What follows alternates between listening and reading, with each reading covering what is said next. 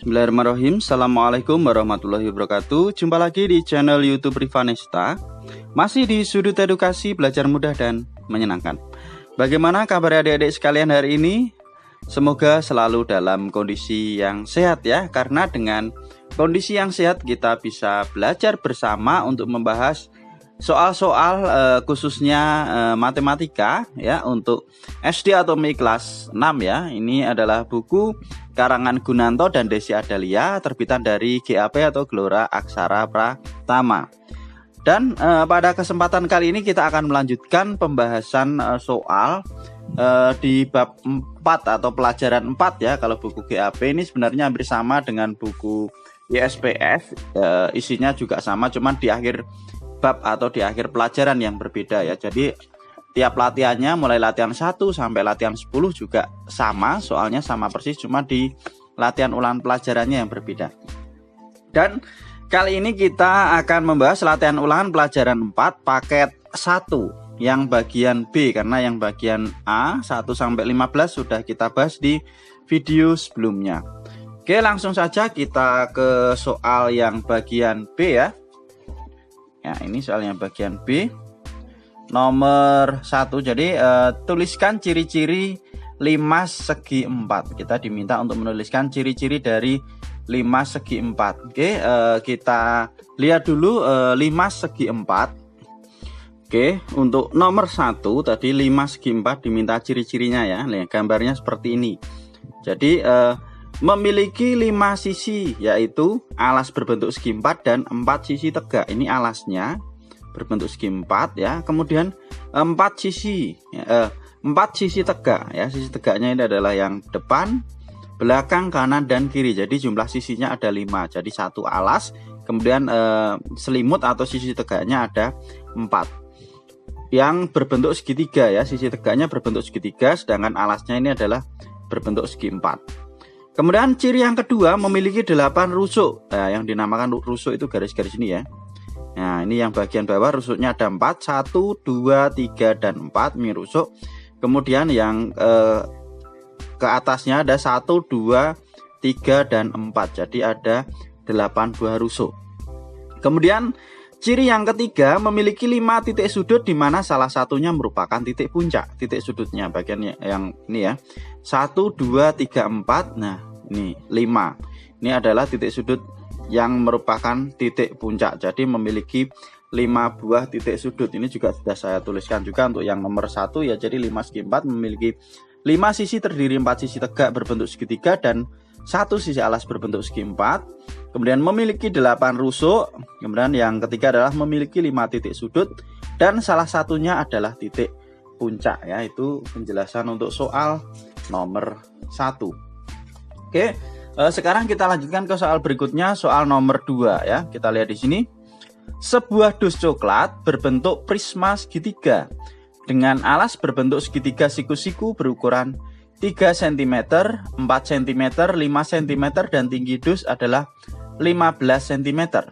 Tentukan volume dus coklat tersebut ya. Jadi kita diminta untuk menentukan volume dus ya, atau volume dus coklat tadi yang berbentuk prisma segitiga ya. Volume dus yang berbentuk prisma segitiga. Oke, kita simak di sini, udah saya tuliskan juga penjelasannya ya. Jadi dus coklat berbentuk prisma segitiga dengan alasnya berbentuk segitiga siku-siku ukuran 3, 4 dan 5 ya. Ini adalah sisi miringnya, tentunya lebih panjang ya. Kemudian ini alas dan tingginya.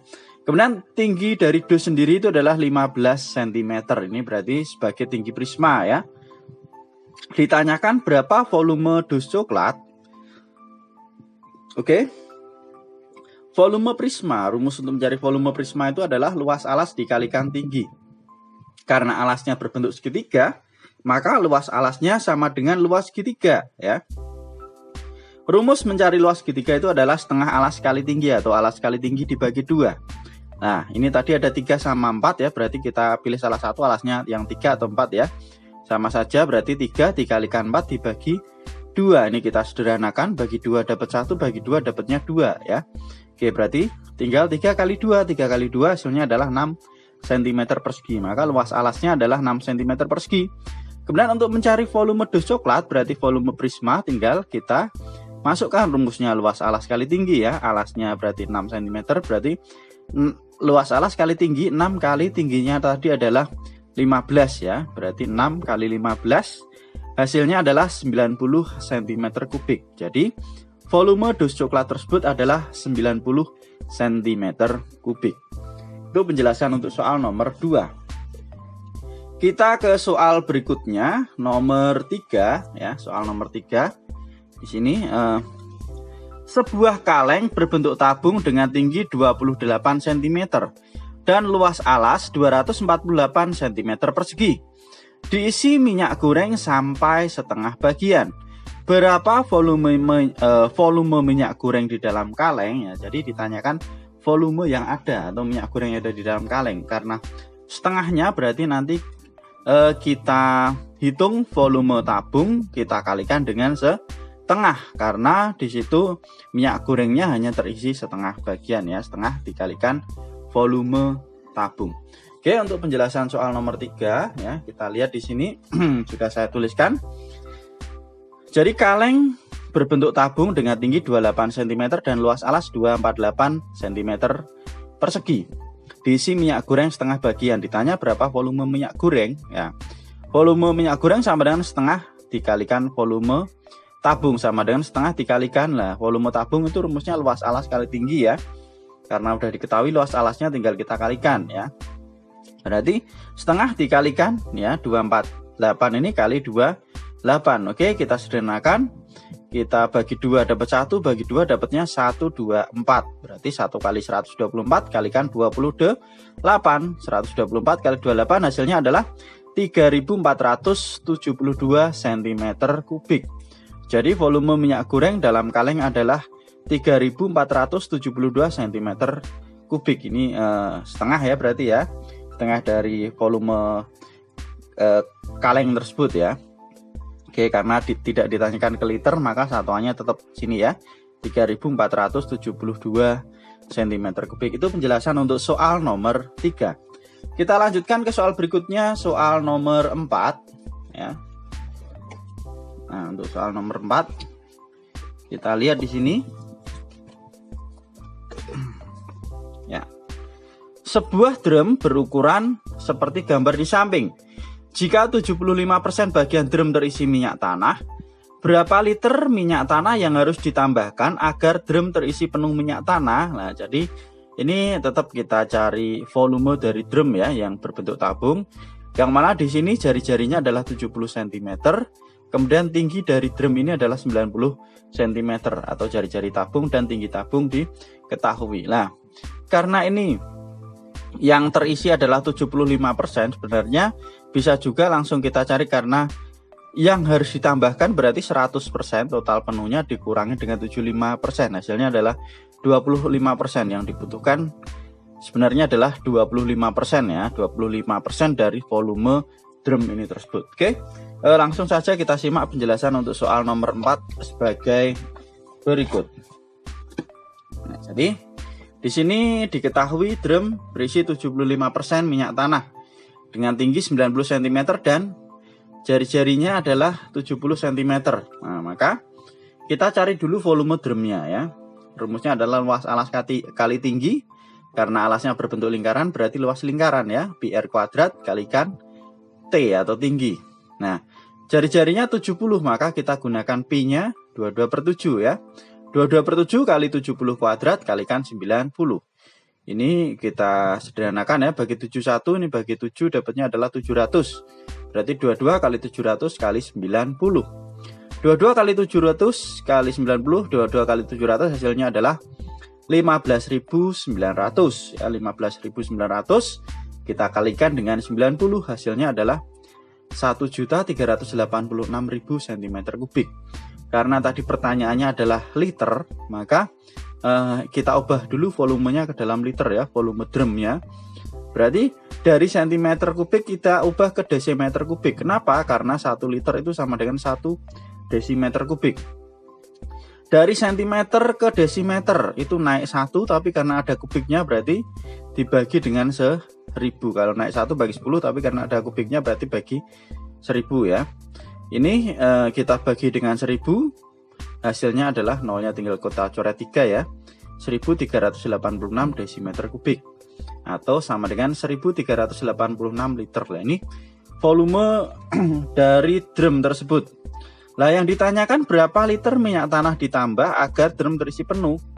Nah, minyak tanah yang harus ditambahkan karena sudah terisi 75%, berarti kalau full dia 100%, maka 100 dikurangi 75 dikalikan dengan volume drum ya. 100 kurang 75 hasilnya adalah 25 atau 25% dikalikan volume drumnya adalah 1386. Atau 25/100 kalikan 1386 hasilnya adalah 346,5 liter ya. Jadi itu penjelasan atau hasil untuk soal nomor 4. Oke, kita lanjutkan ke soal yang terakhir, soal nomor 5 yang bagian B ya. Ya, di sini diketahui jumlah luas permukaan kubus ABCD EFGH adalah 1350 cm persegi. Tentukan panjang setiap rusuknya. Oke. Untuk nomor 5. Ya, di sini ya. Jadi, luas permukaan kubusnya adalah 1350 cm persegi. Panjang setiap rusuknya berarti untuk mencari luas permukaan kubus itu rumusnya adalah 6 kali S kuadrat ya. Maka 1350 kita masukkan sama dengan 6 kali S kuadrat ya. Untuk mencari S kuadrat berarti sama dengan 1350 dibagi dengan 6. Hasilnya 225. Maka untuk mencari S berarti akar dari 225. Hasilnya adalah 15 cm ya. Cukup mudah ya. Jadi panjang setiap rusuknya adalah 15 cm. Jadi tinggal kita masukkan aja rumusnya. Kemudian kita cari S-nya, nah, ditarik akar karena ini kuadrat, hasilnya adalah 15. Maka panjang setiap rusuk dari kubus tersebut adalah 15 cm. Itu penjelasan untuk soal nomor 5 ya. Jadi untuk soal latihan ulangan pelajaran 4 paket 1 sudah kita bahas semua ya berarti ya. Untuk soal berikutnya nanti kita akan bahas di video selanjutnya. Terima kasih sudah meluangkan waktu untuk belajar bersama. Mohon maaf apabila ada kekurangan. Silahkan pertanyaan atau saran bisa dituliskan di kolom komentar ya. Saya akhiri. Assalamualaikum warahmatullahi wabarakatuh.